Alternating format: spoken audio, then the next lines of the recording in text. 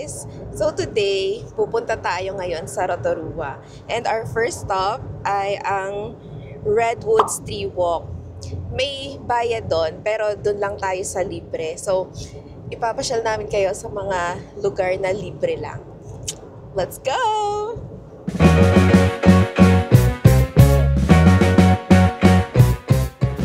So, minap na namin and 3 hours yung biyahe, kaya matulog muna tayo at hayaan muna natin si Mark na mag-drive habang tayo ay natutulog.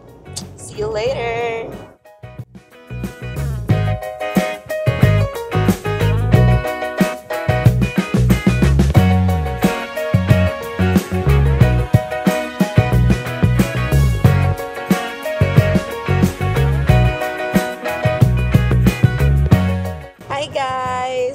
So, ayan, kakagising ko lang and our time right now is 10:18 a.m. and we're still 1.5 hour away to Rotorua. Kamustahin natin yung driver natin kung kamusta siya. Driver, gising ka pa ba? Tapos kanina, medyo nasasad na ako kasi ang gloomy ng weather, tapos paulan-ulan. Pero ngayon, ayan, umaaraw na. So, hopefully mag-last yung araw hanggang mamaya para mas ma-enjoy natin yung mga puno-puno. Yan, tingnan nyo, ang ganda-ganda ng langit. So, sana magtuloy-tuloy na.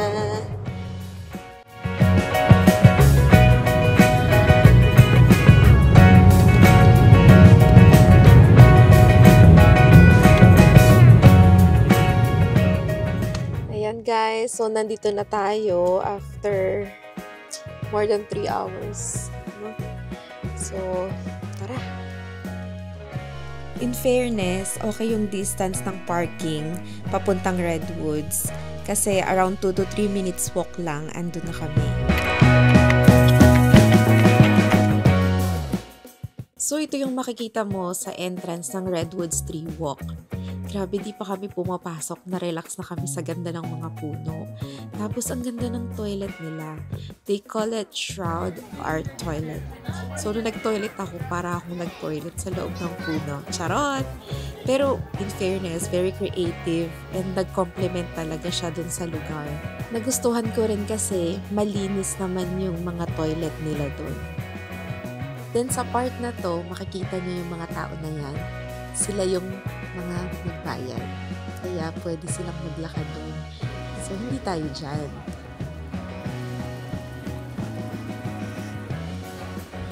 Lagi mo kong binabackshot na pa.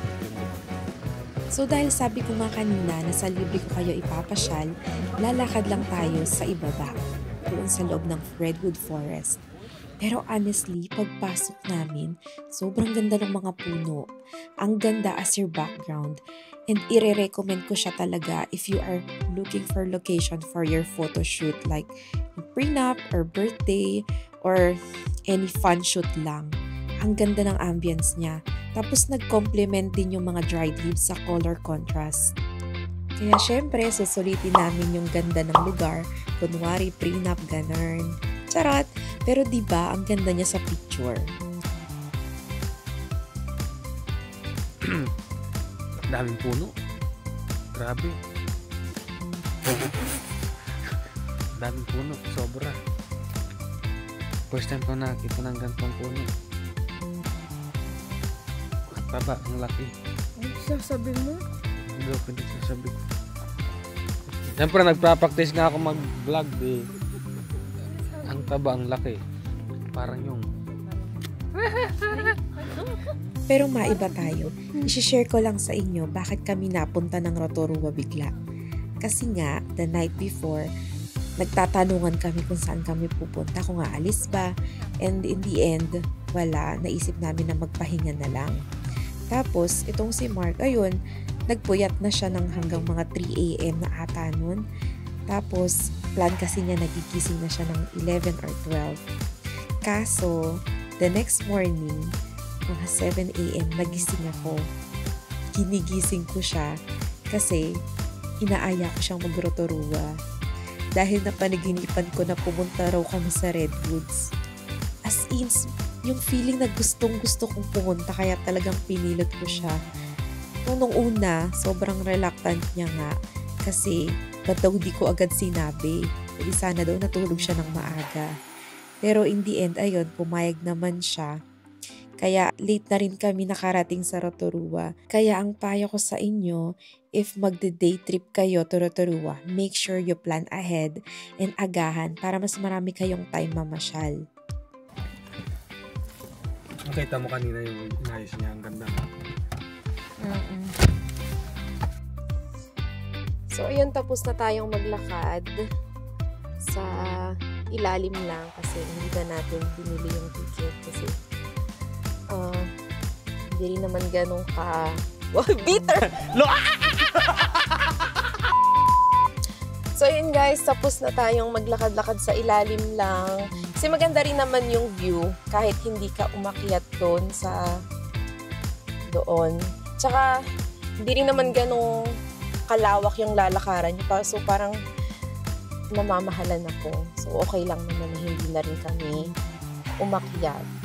And nadaanan din naman namin kung ano yung dadaanan nila. Kaya okay na din. So ngayon, hahanap kami ng makakainan.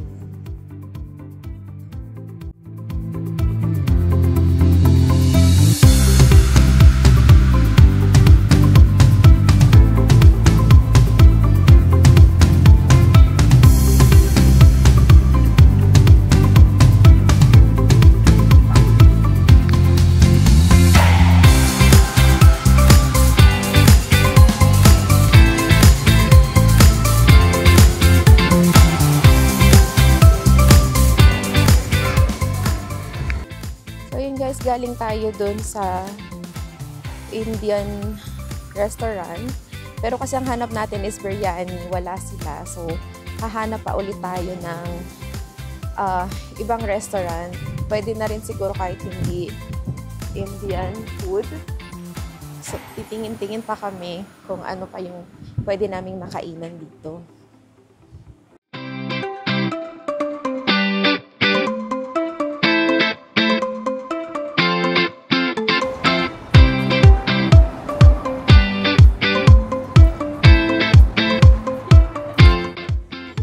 So, nakahanap na kami ng another Indian restaurant. Ang pangalan niya is Royal Indian Tandoori Cuisine. And ngayon, inaantay na lang namin yung order namin, which is, ang gusto daw nilang kainin ay biryani. Ang napili namin is lamb biryani.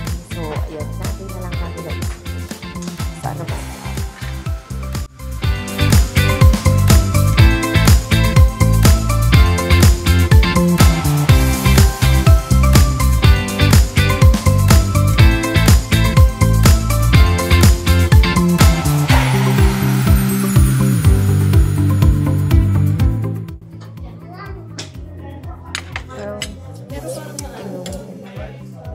Hindi masyadong marami yung serving nila. Naalatan ka?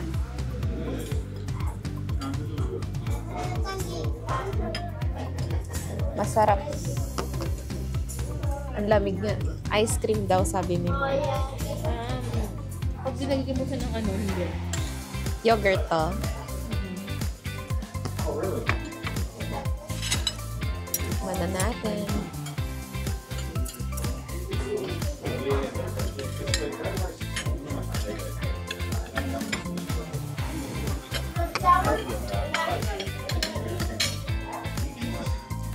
Maalat nga. Yung alat. Super alat. Mahilig ako sa maalat pero alat niya. Ang alat niya sa panglasa. Wala pa rin tatalo sa biryani ng Singapore. Ano ko sa Alaska? Mas masarap siya. Tapos may egg pa doon.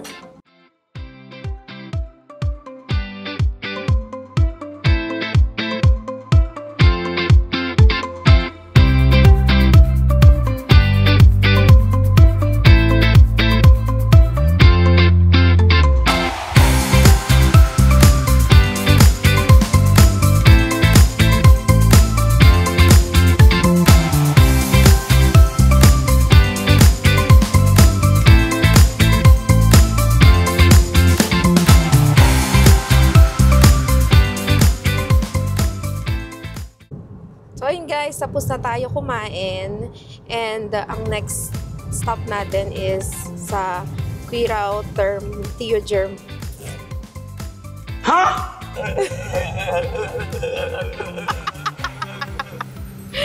A game. Ano? Theogerm.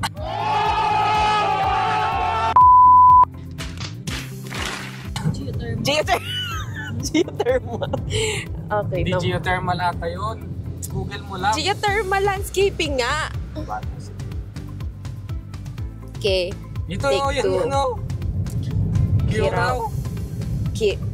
Quirao. Okay, take 2. So, ayun guys, tapos na tayo kumain. And ang next stop natin ay sa Quirao Geothermal Landscaping. Pero nag-request pa kasi si Mark ng Starbucks. So, bibili muna tayo. Saka tayo... Ay, ang ganda! Tingnan niyo muna yan. Tingnan niyo muna. Oh, sige. Inubo ka tuloy. Ganda ng mga puno. Puno eh, maganda. So, ayun. Bibili muna tayo ng Starbucks. Saka tayo pupunta doon kasi mas malapit siya kung nasaan kami ngayon. Ayun, guys. So, ayan. Papunta na tayo ng Starbucks kasi... Anong gusto mong bilhin? Java choco chip with mustard on top. Ayan.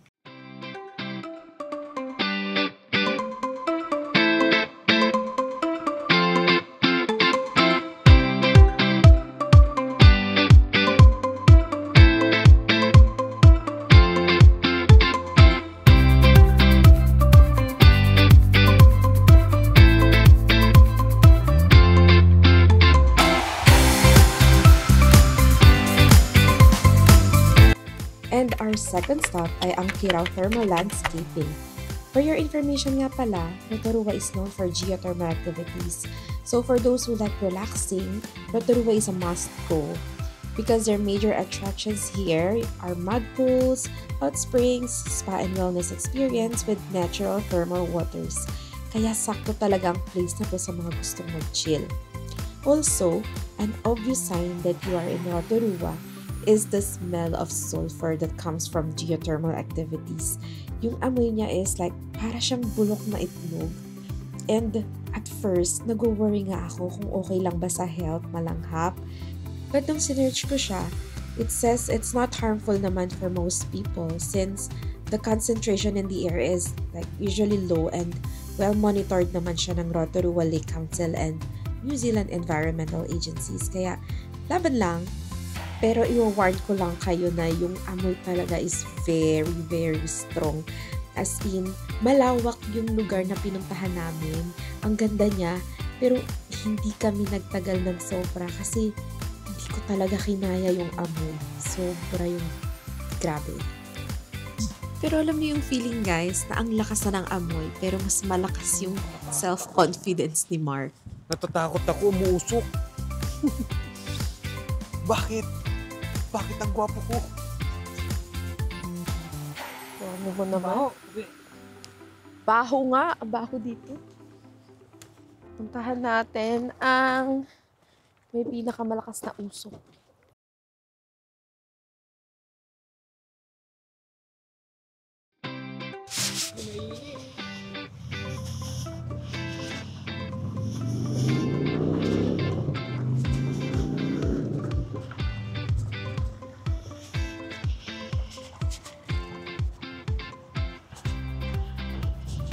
Dito nang gagaling. Mainit siya. Ayan. Delikado siya. Tingnan mo naman ang full temperature. Boiling point.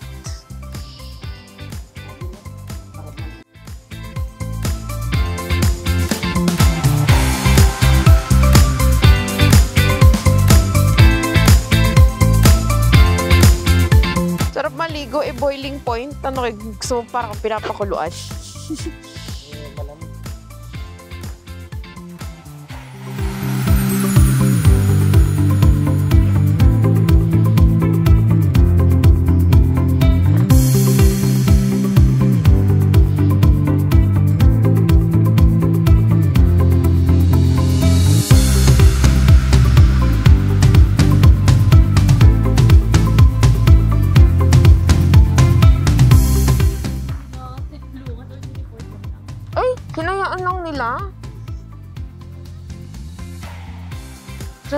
papunta na tayo sa Encantadia. Encantadia. Sa kabila niyan, ang nawawalang isla ng Pilipinas.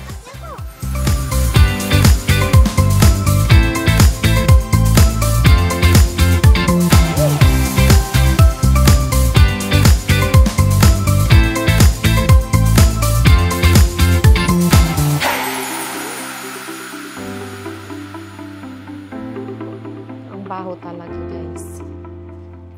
Sakit sa ilong.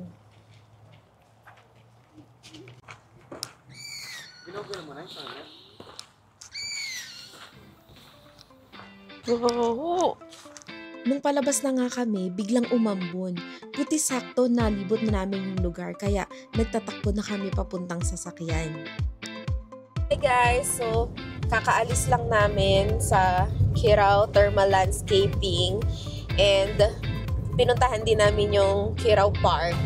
So ngayon, doon sa park, nakasalubong namin yung isa naming friend and nagsuggest siya ng place na pupuntahan namin susunod, which is yung Centennial Park. So, on the way tayo ngayon doon and papakita ko sa inyo kung ano mga makikita.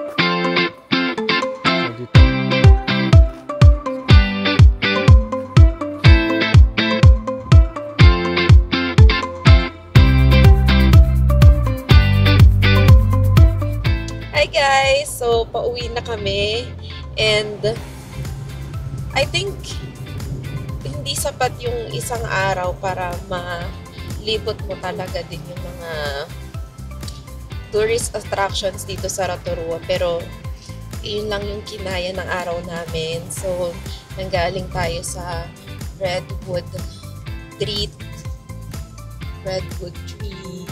Walk. Ware, hi guys, kamusta kayo? Tama yung hi guys mo. Tapos nagkamali ka na, ito pala. Yung ulitin mo, yung ito pala. Para yung mali mo yung nakalimutan. So, nanggaling tayo sa Redwood Tree Walk.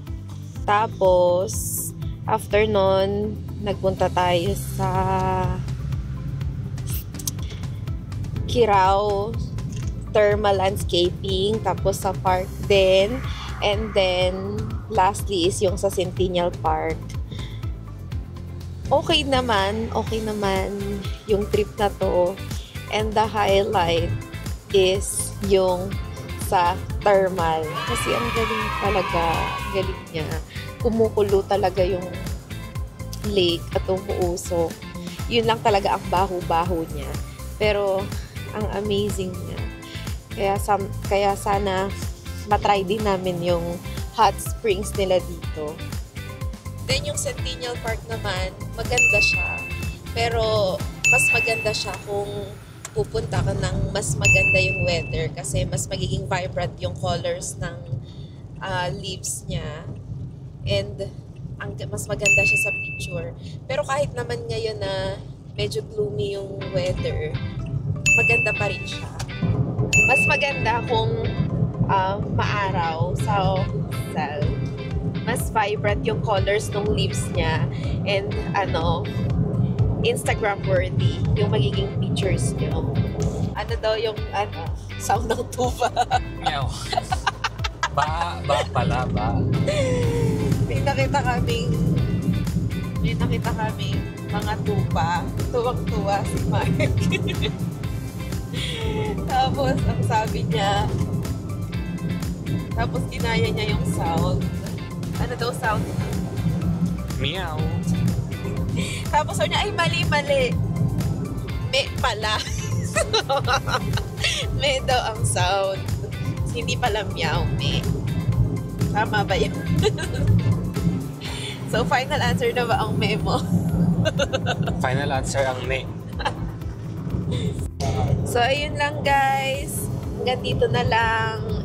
Meron pa kaming 3 hours na biyahe ulit pabalik ng Auckland. Kaya itutulog ko muna to. See ya! Bye!